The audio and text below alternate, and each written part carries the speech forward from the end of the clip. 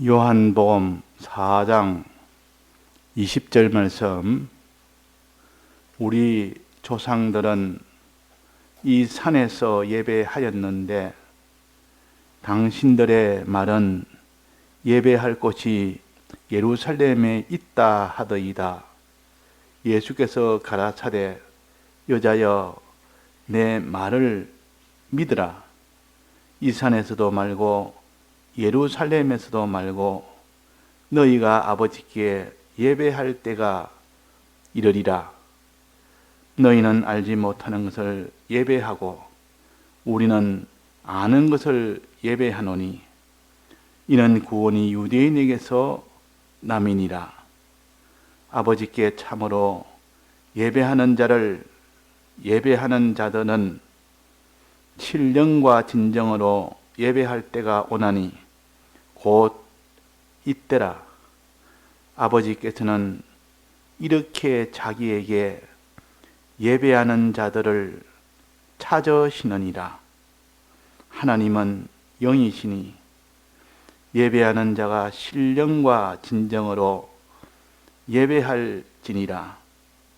여자가 가로되 메시아 곧 그리스도라 하는 이가 오실 줄을 내가 아노니 그가 오시면 모든 것을 우리에게 고하시리이다. 예수께서 이르시되 내게 말하는 내가 그로라 하시니라. 네.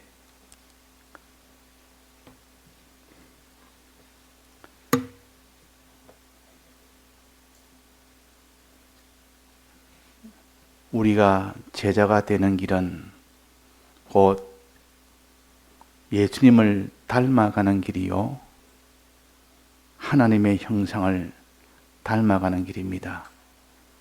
그래서 제자가 되면 우리는 하나님의 아들이 되는 겁니다. 완전히 닮았다. 그럴 때는 아들인 경우에 닮았다. 그 모든 유전인자가 똑같다 그 말이에요. 아들은 부모하고 유전인자가 아들로서의 검사를 하면 똑같이 나옵니다. 그러니까 우리가 부모 간에 이것을 이전에는 과학이 발달되지 않아서 몰랐지만은 지금은 이 검사를 하면, 유전자 검사를 하면 바로 나옵니다. 아들인지 아닌지. 똑같은 겁니다. 그 유전인자가 똑같으면. 그러면 우리가 하나님 아버지의 아들이 된다는 것은 아버지를 닮아갔을 때, 아버지의 형상으로 되었을 때 우리는 아버지의 아들이라. 예수님을 닮아갔을 때 우리는 예수님의 제자라. 그 제자 되는 것은 이렇게 최종 마지막은 하나님의 아들이 되는 그런 참 놀랄만한 그런 위치가 되고, 그런 사람이 되고, 그런 능력자가 되고, 그런 높은 자가 되고, 그런 실력자가 되는 겁니다.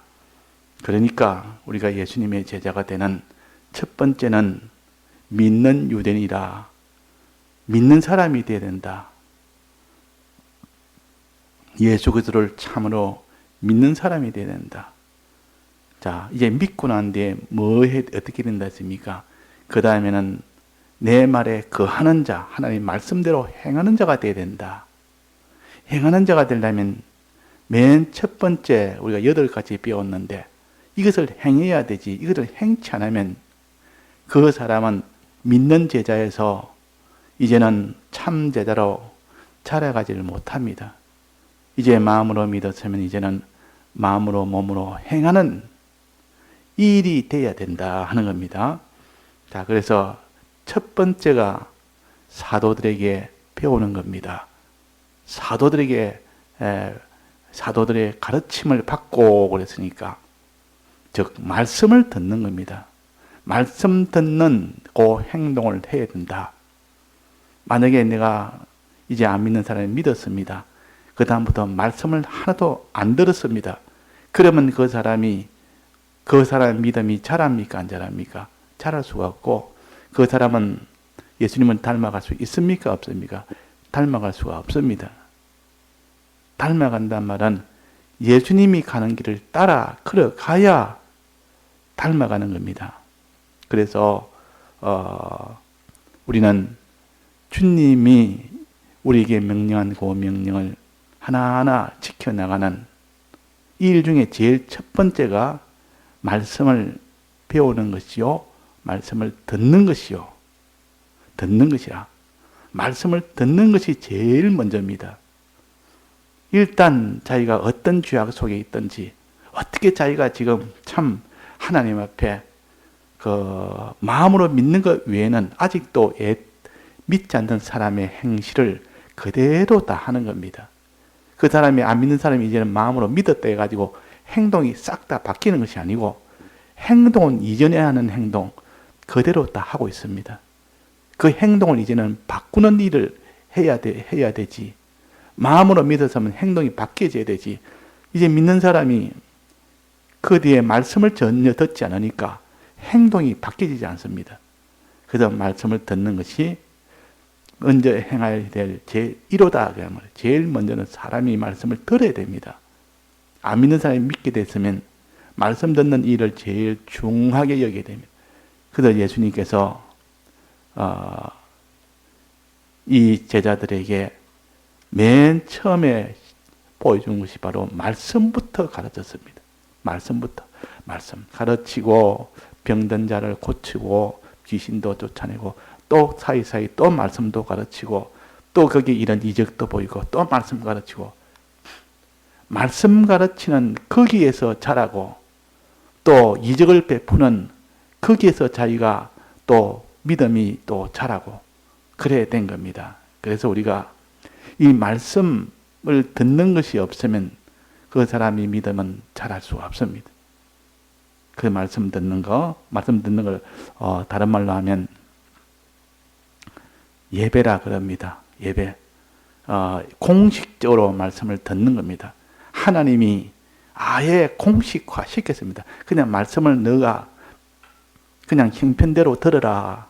말씀을 듣는 것이 좋으니까 말씀 들으라. 그냥 그러지 않고 말씀을 들으라 해놓고 계명으로 딱 이렇게 정해서 그것을 하나의 날까지 정해서 이렇게 하도록 한 겁니다. 왜냐하면 너무나 중요하기 때문에. 이는 그냥 너희들이 형편 따라 예배를 봐라 그러지 않고, 너희들은 일주일에 한 번 주일날에는 반드시 예배를 바라는 겁니다. 이걸 안 보면 이제 그 신앙은 아예 흔적도 없이 사라져 버리니까 이것이 제일 먼저니까. 그래서 하나님이 사계명을 주신 것은 이 예배는 하나님이 계명을 줬었기 때문에 이것을 지키지 않으면 바로 죄가 되어버리고, 죄가 됨으로 막바로 큰 화가 오도록 만들어놔서 아무도 이것을 어기지 못하도록 이거 강행유정으로 해놨다 그 말이에요.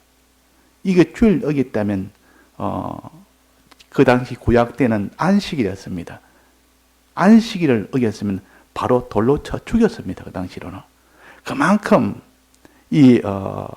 그 주일 지키는 것이 중요하게 이렇게 하나님이 정해는 겁니다.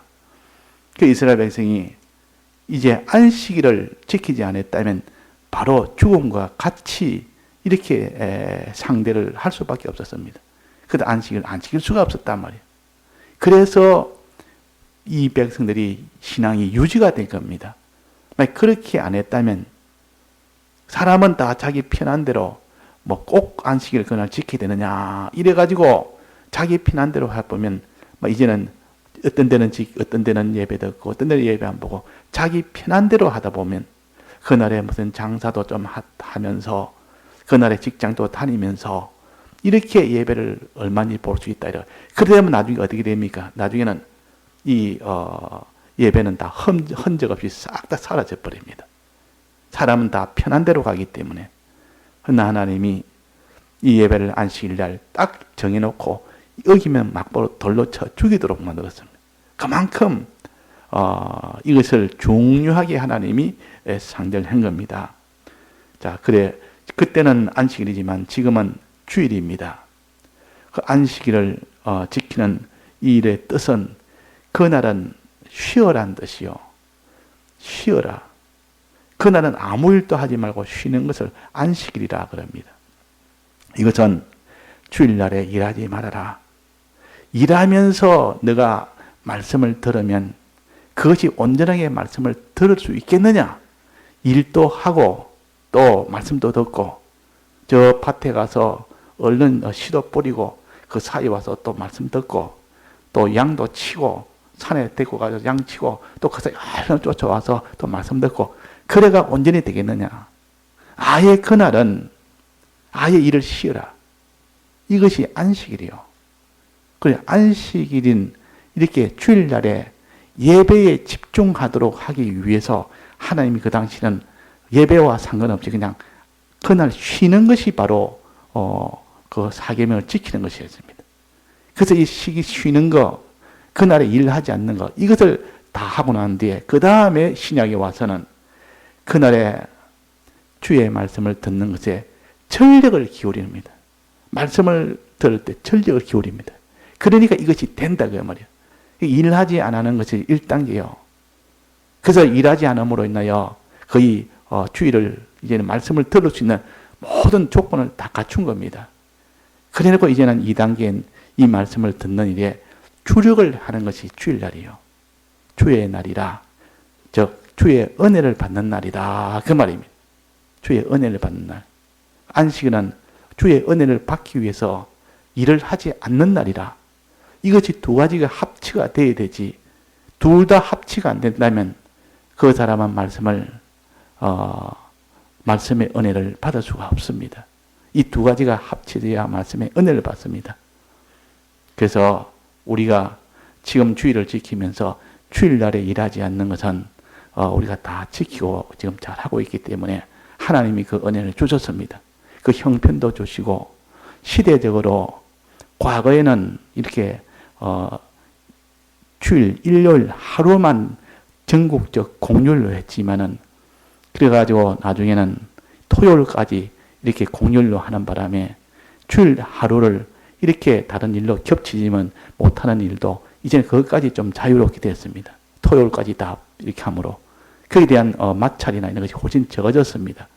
그러나 그 당시로서는 마찰이 많았습니다. 주일날에는 그날에도 일하는 데가 많았고 그때는 또 그날 쉬는 날이 돼도 그날에 무슨 행사도 하고 이렇기 때문에 그러면 그날에 자기가 이 일을 안 하려고 하려면 얼마나 어려운지 모릅니다. 그때는 더 어렵습니다. 제가 80년 초만 해도 그때 토요일 쉬는 건 없었습니다. 토요일 쉬는 건 없었고 다 주일만 쉬었는데 이거 토요일은 그때 반공일이라 해가지고 오전 근무만 하고 보통 그렇습니다. 좀 더 일반 작은 회사는 뭐 전 근무를 다 하고 요즘은 이제는 그 뒤에 얘는 다 변경이 돼가지고 지금 토요일은 이렇게 주일치는 공휴일과 같이 쉬기 때문에 훨씬 이제는 모든 것을 다 그날로 돌릴 수가 있도록 마찰이 훨씬 적습니다. 그때 마찰이 많을 때 그때는 신앙으로 나가지 않으면 주일을 못 지켰습니다. 그날은 일을 해야 되니까 그때는 마찰도 많았고 그 마찰 많으니까 하나님의 능력의 은혜도 많이 봅니다. 그런 마찰이 있으니까 거기서 주일을 지키려니까 자기가 사람한테 많은 이런 핍박도 당하고 그 외로움도 당하고 또 거기에 좀 멸시도 당하고 또 거기에 자기가 손해도 당하고 여러 손해가 당하고 어떤 때는 그러다가 직장에서 쫓겨나기도 하고 그럴 때 하나님의 능력을 다 보게 됩니다. 주일 지켜서 그 뒤에 나중에 한 능력을 보지 못한 사람이 없습니다. 그때 능력을 보니까 그때는 정말 이런 주일 지키기가 훨씬 어려울 때에 그렇게 했기 때문에 더 주일을 지키는 거기에 대한 은혜는 더 컸습니다. 지금은 그런 마찰이 훨씬 적기 때문에 그 은혜는 적습니다. 그래서 마찰이 많을 때는 하나님 능력도 나타나고 그런 은혜도 더 크다는 거 우리가 이것을 알아야 되지. 지금도 우리가 마찰이 많으면 뭐 마음에 근심이 되고 마찰이 많으면 막 그 사람이 좀 이렇게 낭망이 되고 그렇게 하기가 쉽습니다. 원망도 되고 우리는 그런 것이 아니라 마찰이 많으면 그때 하나님 능력이 더 크게 옵니다. 마찰이 많으면 자기 희생이 당연히 따르게 됩니다. 다 희생이 따른단 말이에요. 희생이 따르지만은 할 능력을 보니까 그 마찰로 인한 그 손해가 그 한 능력으로 오는 그 이익이 더 크니까 나중에는 더 큰 것을 받고 난 뒤에는 하나님께 영광을 돌리고 하나님께 찬송을 하게 됩니다. 자, 그래서 이것이 우리야 신앙생활이다. 그런 겁니다. 그래서 여기에 그 예배에 대해서 먼저 토요일은 하나님이 이전에는 안식일은 토요일이었습니다. 주일은 지금 주일로 변경이 됐는데 토요일은 이제 주님이 십자가에 죽으시고 음부세계에 가 있는 그때입니다. 이제 주일날에는 그 음부에서 올라와서 이제는 부활한 그때요. 주일은. 그래서 주일날에는 죽으심과 부활한 그것이 만나는 날이요. 그런데 우리는 예수님의 죽으심과 부활이라는 이 은혜로 우리가 구원을 얻는 겁니다. 그날이 바로 주일이기 때문에, 부활한 날이 주일이기 때문에, 그래서 그날이 다 완성한 날이요. 우리의 주님의 죽으심과 부활을 통해서 완성한 날이기 때문에, 그래서 우리가 주일을 이제는 지키는 겁니다. 다만 토요일은 이 안식일로 준비하는 단계요. 일을 안 하기 위해서는 토요일날 다 준비를 다 하는 겁니다. 내일은 주일이니까 오늘 내일 일 안 함으로 인하여 우리가 준비할 수 있는 걸 싹 다 준비하고 그 준비해서 내일 일 안 해도 아무런 손해가 되지 않도록 다 하면서 그래도 준비를 다 해도 어쩔 수 없이 손해를 봐야 되는 경우가 나옵니다. 그때 손해를 보는 겁니다. 그때 손해 보는 것은 전부 다 하늘나라 다 보관됩니다. 그것이 전부 하늘나라 다 올라갑니다. 근데 마찰이 없고 마찰이 없어 손해가 없으면 그것은 올라가는 건 없습니다. 그러나 그때 주일 때문에 마찰이 생겼고 주일 때문에 손해가 생겼다면 그 손해본 것은 전부 다 그는 하늘에 다 보관이 된다. 그게 구원이 되는 겁니다. 그러니까 우리가 오히려 그걸 기뻐하고 좋아해야 되지. 주일 때문에 이렇게 마찰이 되면 사람이 근심이 생깁니다. 저도 이전에 직장 다닐 때 주일날에 일은 안 했지만은 그 당직이 한 번씩 옵니다. 당직은 한 2-3달 만에 한 번씩 온단 말이에요. 당직이 주일날 걸린단 말이에요. 그럼 주일날 나갈 수밖에 없는데 이것을 미리 알고 이 당직에 주일날 안 되기 위해서 그날 내가 주일날에 당직을 안 서기 위해서 명절이 되면 연휴가 있지 않습니까? 명절만 되면 그 명절날에 그 당직 서는 사람한테 내가 부탁을 합니다. 내가 명절날에 내가 당신 서고 평일날 다른 때 내가 좀 바꾸자 이러면 그러면 전부 다 좋아합니다. 명절 때는 다 어디 가야 되고 다 이런데 네가 대신 명절 때는 내가 당직을 서겠다 이러면 얼른 바꿔줍니다. 그러면 그거 바꿔가지고 내가 주일날 되면 그 사람이 그래 되고 그래 어렵게 그래 하다가 그래가지고 한 몇 년을 지나보니까 나중에는 토요일까지 다 이제 공휴일로 되는 바람에 이제 그런 것 없이 토요일날로 다 돌려보면 다 된 겁니다. 자, 그래서 그렇게 어려운 그런 때도 있지만은 지금은 그런 주일 때문에 안식일을 지켜야 된다. 즉 주일날 일하지 않는 이 마찰은 하나님이 이미 다 지나가도록 만들었습니다. 이제 이런 마찰은 없고 다른 마찰이 옵니다. 지금은 앞으로는 다른 마찰이 올 겁니다. 분명히 옵니다. 그래서 그 마찰에서도 우리가 일하지 아니하면서 주일날에 끝까지 예배를 전력할 수 있는 이 사람이 되는 것을 위해서 우리가 미리 다 기도하는 사람은 앞으로 어떻게 와도 우리는 상관하지 않습니다. 자, 그리고 또 이 예배를 보고 주일날 예배를 보도록 예배를 보고 난 뒤에는 반드시 뭘 해야 되느냐? 예배 보고 난 뒤에는 반드시 책임질을 해야 됩니다. 예배 보고 난 뒤에 책임질 안 하면 안 됩니다. 그냥 말씀을 들어서는 이제는 끝났다 해서 성경을 예배 시간에 땅 하고 이제는 피아노 소리 패송이 끝나면 그때부터는 이제 들은 말씀 싹 다 묻어버리고 성경 다 덮어버리고 그날은 이제는 다른 일 해버리고 다음날까지 그거는 아니라 그건 예배가 아닙니다. 예배를 다 들었으면 그 다음에는 책임질로 들어가야 그것이 예배의 연장이 되는 겁니다. 책임질, 반드시 책임질이 들어가야 되고 기도가 들어가야 됩니다. 그 다음에는 그 다음 엿새 동안은 그 말씀을 이제는 행하는 겁니다. 들었으면 그걸 하나하나 행해 나가야 되지. 이제 들었으면 해라는 것도 하지 안 하고 하라는 것 하지 안 하고 하지 말라는 것 안 하고 이렇게 행하는 것으로 나아가야 되지.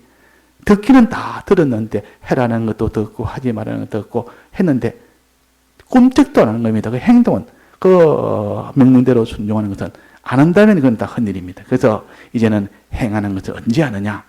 이제는 나머지 엿새 동안에 우리가 받은 말씀대로 행하는 겁니다. 행하다 보니까 그것이 부족하다 그 말이에요. 행하다 보니까 또 말씀이 주일날 받은 말씀을 더 들어야 되겠고 더 이것이 잘해야 되겠고 말씀도 듣는 것도 잘해야 됩니다. 그래 행하는 것도 자꾸 이루어지죠. 그래서 우리가 밤예배나 지금도 우리가 밤예배 듣고 또 새벽예배도 하고 일하는 것이 다 거기 필요하고 또 집에서 성경도 계속 더 읽고 그렇게 한단 말이에요. 그렇게 하지 않으면 그 사람이 엿새 동안 현실에서는 행치를 못합니다. 그래서 주일날 예배 보고 또 그 뒤에 책임질하고 또 기도하고 찬송하고 또 그 다음에 그 다음날 엿새 동안 또 말씀대로 우리가 행하고 엿새 동안 행하는 겁니다. 엿새 동안 이제는 주일날만 예배 보고 나머지 날은 자유가 아니고 쉬는 날이 아니고 그냥 일하러 일터에 가는 날이 아니고 그때는 주일날 받은 말씀을 가지고 엿새 동안 행하여 어떻게든지 자꾸 변화되도록 그렇게 해야 됩니다. 행하다 보니까 부족하다 그 말이에요. 그래서 또 밤예배와 새벽예배를 자기 역량껏 그거는 하나님이 조절하도록 했습니다. 조절하되 그는 어긴다고 그는 계명을 어기는 죄는 아닙니다. 아닌데 거기서 더 자기가 힘을 쓰는 것만큼 하나님의 은혜가 더 오는 것이고 힘을 못 쓰는 만큼 은혜가 적은 것뿐이지 그렇다고는 죄라고 할 수는 없습니다. 그래서 우리는 힘껏 그래도 나름대로 밤예배도 듣고 또 새벽예배도 그래도 하려고 하고 그럴 때 하나님이 그 사람에게 이 능력이 있도록 하십니다. 자, 그리고 이제는 예배 때 어떻게 되느냐? 제일 중요한 시간 중에 제일 귀한 시간은 예배 시간이라고 했습니다. 날 중에 제일 귀한 시간은 주일날이라고. 근데 주일날에는 예배를 봐라 그 말이에요. 모든 하늘을 쉬고 중단하고 예배 보는 일을 해라. 그러면 이제는 시간 중에 제일 귀한 시간은 예배 시간이다. 예배 시간에 이것을 잘못하면 자, 예배 시간이 제일 중요한데 예배 시간에 잘못 예배를 드리면 어떻게 됩니까? 그러면 그 사람이 믿음이 생기겠습니까? 믿음이 안 생기겠습니까? 그게도 문제가 있습니다. 예배를 드릴 때 전력을 다해서 예배 드리라. 이건 전체적으로 말하는 것이고 어떻게 예배를 드리라 하는 것이 있습니다. 예배 드릴 때 말씀을 들을 때 말이에요. 말씀을 들을 때 그냥 잠이나 꾸벅꾸벅 졸면서 그렇게 들으면 자, 그 사람이 믿음이 생기겠습니까? 안 생기겠습니까? 생길 수가 없습니다.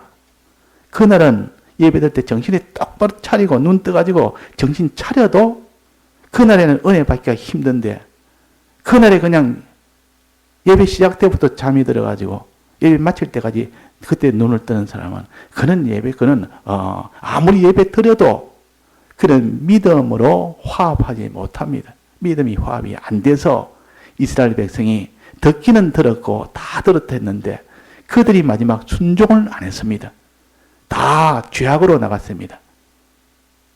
이스라엘 백성 4가지 죄, 참 큰 4가지 죄로 인해서 그들이 가나안 땅에 못 들어갔다 그랬습니다. 이 죄는 어디서 이 순종을 하지 못한 이 죄는 어디서 나왔냐? 말씀을 안 들은 것이 아니요. 이스라엘 백성이 말씀을 다 들었다 그랬습니다. 말씀을 다 들었는데도 왜 그래 됐냐? 그것은 믿음이 화합되지 않아서 그렇다. 말씀을 들을 때 믿음이 화합이 되는데 믿음이 생겨야 되는데 믿음이 안 생긴 겁니다. 믿음이 생겨야 순종이 되는데 자, 말씀을 들었습니다. 그러면 다 우리가 믿음으로 살고 순종으로 살도록 성경은 그렇게 가르치는데 실제로는 이스라엘 백성이 다 순종하지 못해서 가나안 땅에 못 들어갔다 그랬으니까 야, 그러면 말씀을 듣는데도 믿음이 화합되지 않는 이런 일도 생길 수 있구나. 이걸 우리가 알아야 됩니다. 자, 주일 내가 오늘 일하는 것도 다 중단하고 힘들게 교회에 와서 이 주일을 지켰습니다. 주님 말씀을 들었습니다.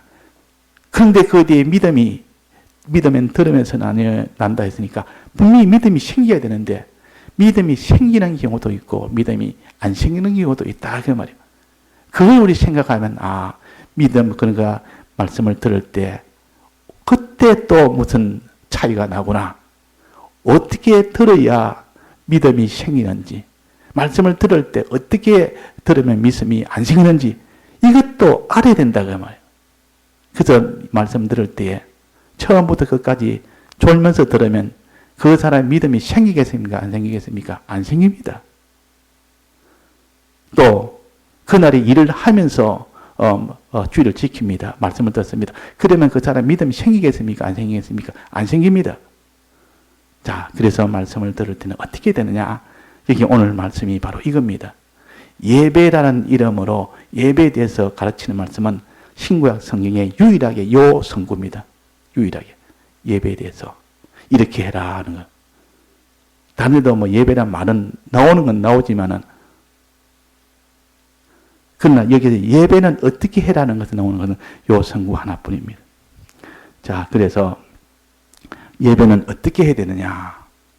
자, 오늘 새벽에도 배웠는데 간단하게 말하면 첫째는 예배는 조상들이 이 산에서도 예배했는데 이 산에서도 예배하고 저 산에도 예배하는데 북쪽 이스라엘 이 사마리아 여인은 우리는 사마리아에 있는 그 산에서 예배를 드립니다. 그리심 산에서 예배를 드립니다. 그는 은혜의 산 항상 예배를 드리는데 당신들은 예루살렘 이 산에서 거기서 예배를 드린다고 하는데 우리는 이 그리심 산에서 은혜 받아야 되지 않느냐? 당신들은 예루살렘 성에서 받아야 되지 않냐? 이가 예수님께서 뭐랬습니까? 이 산에서도 말고 저 산에서도 말고 이 말은 장소가 문제가 아니다. 장소가 이 장소 드려야 된다. 저 장소 드려야 돼. 예배 장소를 가지고 왈가불가할 일이 아닙니다. 우리는 예배 장소 없으면 바닷가에 가서 봐도 됩니다. 없으면 저 들판에 가서 봐도 됩니다. 산에 가서 봐도 됩니다. 그건 안 된다는 은혜가 적다, 은혜가 없다. 이것이 없습니다. 장소는 상관하지 않습니다.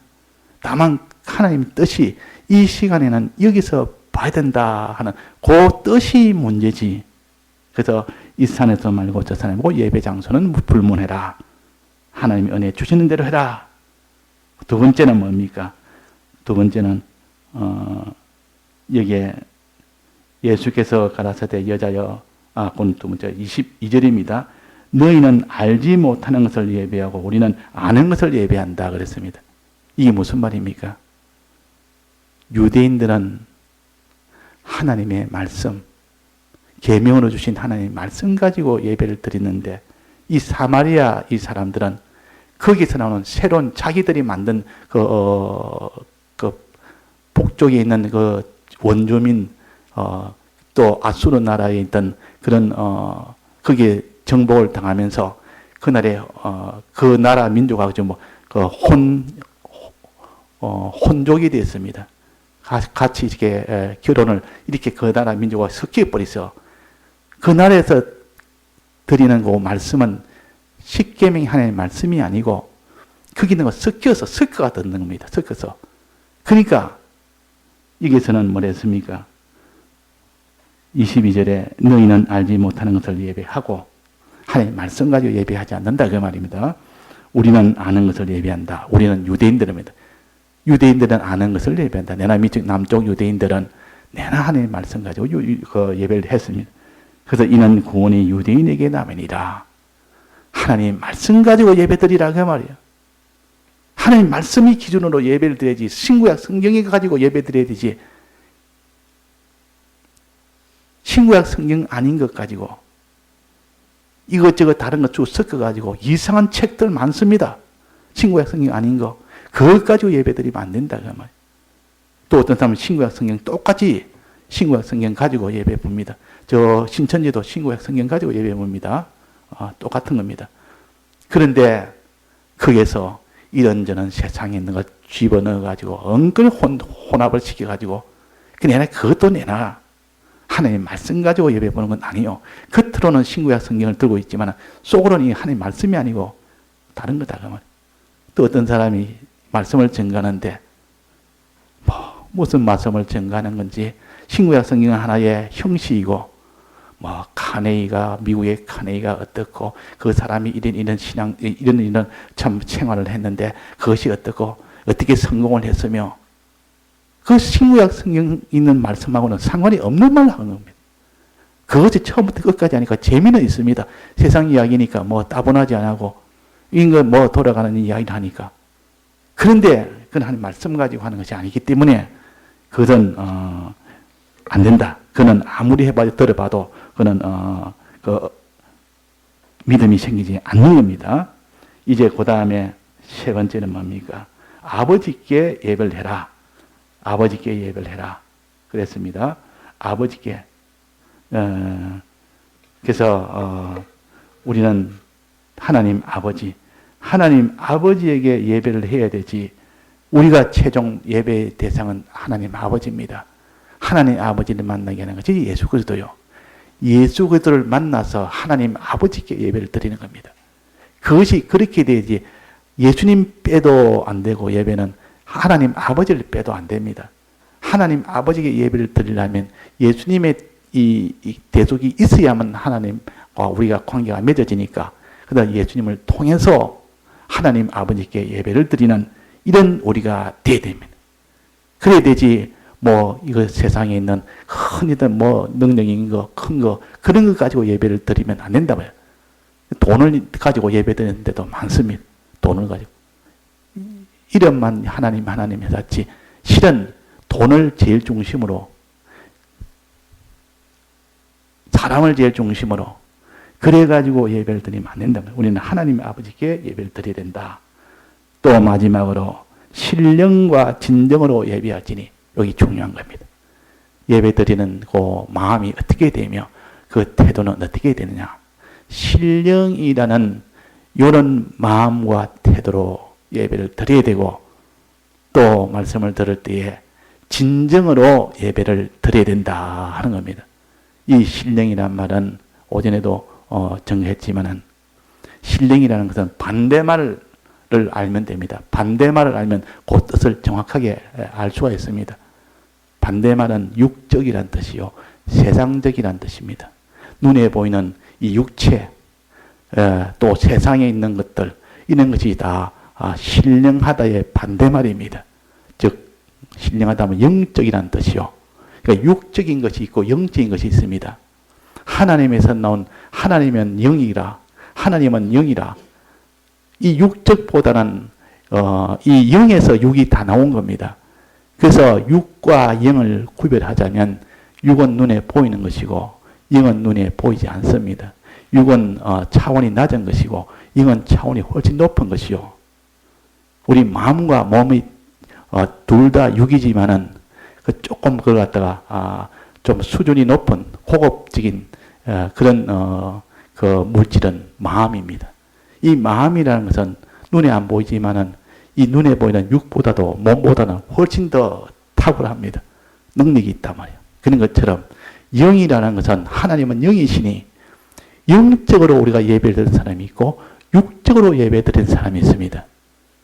영적으로 예배를 드리는 사람은 우리의 구원을 생각하고 영혼은 안 보이는 하나님을 생각하고 하늘나라를 생각하고 그 목적을 거기다가 두고 우리가 다 말씀을 듣고 깨닫고 행하고 하는데 이 신령이 없는 육적으로 예배를 드리는 사람은 항상 말씀을 듣기나 또 할 때는 눈에 보이는 눈에 안 보이는 하나님보다는 눈에 보이는 사람을 눈에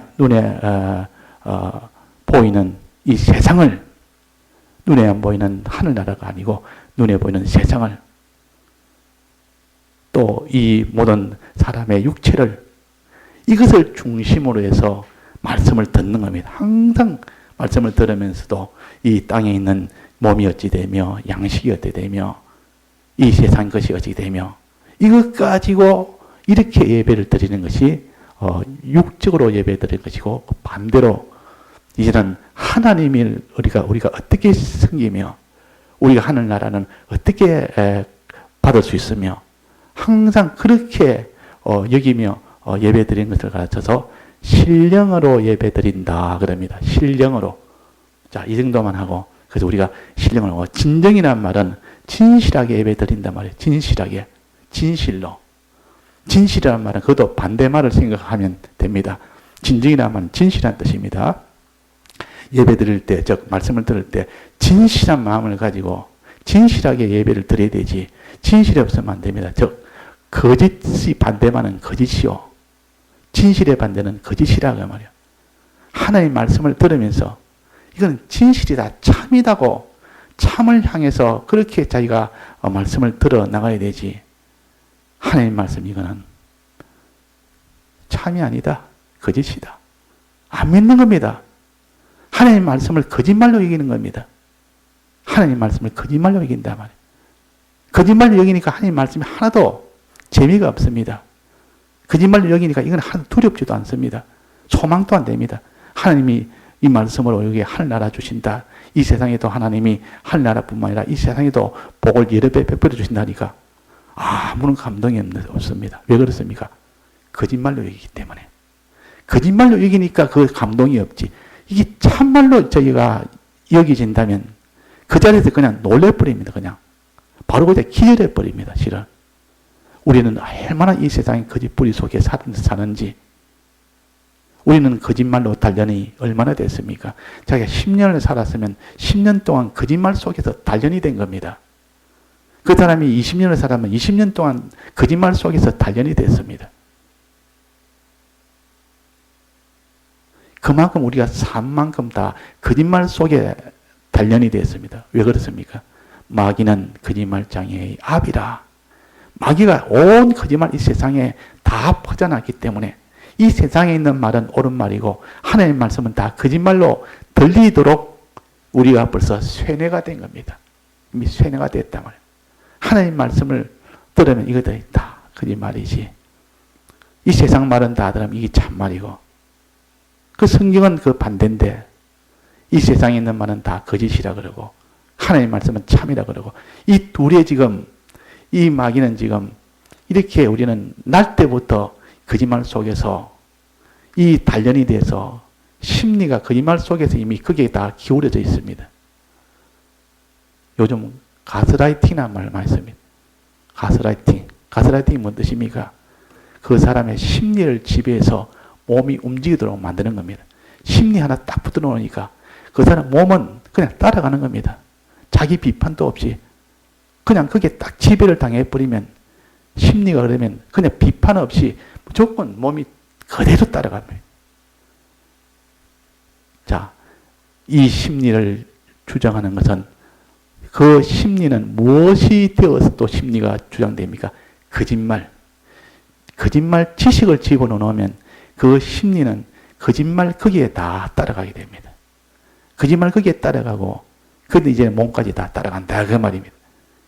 그래서 가스라이팅이라는 것은 지식에 먼저 가스라이팅을 당하고 그 다음에 심리가 당하고 그 다음에 행동이 그게 당하는 겁니다. 그게 당한다 그 말. 그러니까 이 하와가 마지막 선악과 먹는 것은 가스라이팅을 당한 겁니다. 모두 거짓말에 지식에 벌써 그게 지배를 당했습니다. 선악과 먹으면 죽는다 하는데 하나님이 이 말씀하는데 그건 거짓말이다. 먹어도 안 죽는다. 거짓말을 가지고 딱 그렇게 해놓으니까 그것이 나중에 딱 들어와 버리니까 이제 그 심리도 이제는 먹으면 죽는 게 아니라 오히려 더 기쁘고 좋겠다.